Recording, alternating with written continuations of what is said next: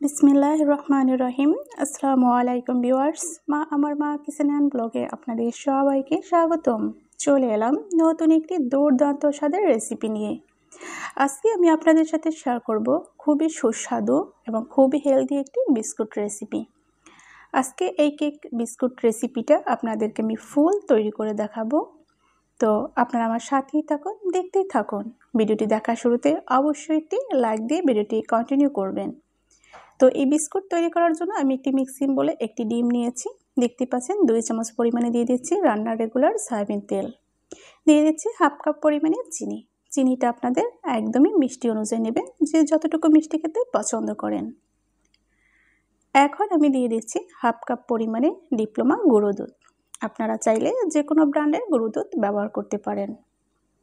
এখন আমি এই সব উপকরণগুলোকে একটা হ্যান্ড উইচের মাধ্যমে ভালো করে ফেটিয়ে নেব। যেহেতু এটা কেক বিস্কিট, তো এটাকে ভালো করে ফেটাতেই হবে। যতটা ভালো করে ফেটিয়ে নেবেন, বিস্কুটটা খেতে ঠিক ততটাই স্বাদ হবে। ভিউয়ার্স, এরকম বিস্কুট তৈরি করে কিন্তু 1 থেকে 1.5 মাস পর্যন্ত সংরক্ষণ করতে পারবেন। তো আপনারা আমার সাথেই থাকুন, দেখতেই থাকুন। দেখতে দেখতে নিশ্চিত ইনশাল্লাহ ভালো লেগে যাবে। ডিমটা আমার ফেটানো হয়ে গিয়েছে। এটা আমি 2 থেকে 3 মিনিটের মতো ফেটিয়ে নিয়েছি। এখন এই ডিমের মধ্যে অ্যাড করে দিচ্ছি 1 কাপ পরিমাণে সুজি। ভিউয়ার্স, আপনারা অবশ্যই লক্ষ্য করে দেখতে পারবেন, এই যে আমি এখন দিয়ে দিচ্ছি সামান্য পরিমাণে বেকিং পাউডার। এরপর যে অ্যাড করে দিচ্ছি স্বাদ মতো লবণ। এখন আমি এর সাথে অ্যাড করে দিচ্ছি 1 কাপ পরিমাণে ময়দা। আপনারা চাইলে এখানে আটাটাও ব্যবহার করতে পারবেন। ভিউয়ার্স, ভিডিওটি দেখার শুরুতে অবশ্যই একটি লাইক দিয়ে দেবেন, কারণ আপনি যখন একটি লাইক দেবেন তখন অন্যজন দেখতে খুব একটা সুবিধা পাবে। কারণ আমরা অনেকেই জানি যে একটি লাইকের মাধ্যমে কিন্তু এই ভিডিওটা আরও 10 জনের কাছে ছড়িয়ে পড়ে। তাই অবশ্যই আপনার মূল্যবান লাইকটি অবশ্যই দিয়ে যাবেন। এখন আমি এই সব উপকরণগুলোকে একটি হ্যান্ড উইচের মাধ্যমে মিশিয়ে নিয়েছি। তো দেখতেই পাচ্ছেন অনেকটা কিন্তু মিশিয়েছি। ঠিক এ পর্যায়ে আমি হাত দিয়ে ভালো করে মিশিয়ে একটি ডো তৈরি করে দেব, যেটা শক্তও না অনেক বেশি নরমও না, ঠিক এই রকম। দেখতেই পাচ্ছেন আমি কিন্তু কোনো রকমের পানি ব্যবহার করিনি। ডিম চিনিতে যতটুকু পানি ছিল তাতেই এরকম সুন্দর একটি ডো তৈরি করে নিয়েছি। সুন্দর একটা কালারের জন্য আমি 2 ফোঁটা পরিমাণে অরেঞ্জ কালার ফুড ব্যবহার করেছি। আমি বিস্কিটগুলো তৈরি করে এই প্লেটটিতে রাখবো, যার জন্য এই তেল দিয়ে দিয়েছি। এটা এখন আমি একটু ব্রাশ করে নেব। দেখতেই পাচ্ছেন বিস্কিটগুলো কিন্তু অলরেডি তৈরি হয়ে গেছে। এখন আপনাদেরকে আমি একটি তৈরি করে দেখাচ্ছি। প্রথমে অল্প একটু ডো নিয়ে একটি বলের মতো গোলাকার শেপ দিয়ে নেবেন। দেখতে পাচ্ছেন এই যে আমি মেজারমেন্ট কাপের যে ছোট চামচগুলো আছে, ওই চামচ থেকে আমি একটা ডিজাইন তুলে নিচ্ছি। বলের উপরে দিয়ে খুব সুন্দর করে হালকা হাতে একটু প্রেস করে নেবেন, তাহলেই দেখতে পাবেন খুব সুন্দর একটা ডিজাইন হয়ে গেছে। তেমন কোনো কষ্টের কিছুই নয়, যদি একটু লক্ষ্য করেন অবশ্যই আশা করি এরকম দুর্দান্ত বিস্কুট কিন্তু আপনারাও তৈরি করতে পারবেন।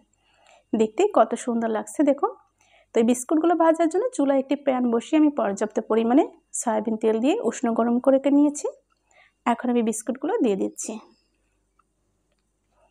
একে একে আমি সব বিস্কুটগুলোই দিয়ে দিয়েছি। এখন এটাকে আমি হালকা হাতে নেড়ে চেড়ে ভেজে নেব 4 থেকে প্রায় 5 মিনিটের মতো। যখন একটি বাদামি রং আসবে ঠিক তখন তুলে নেব। তবে আপনাদের কাঙ্ক্ষিত রং করে তারপরে তুলে নেবেন।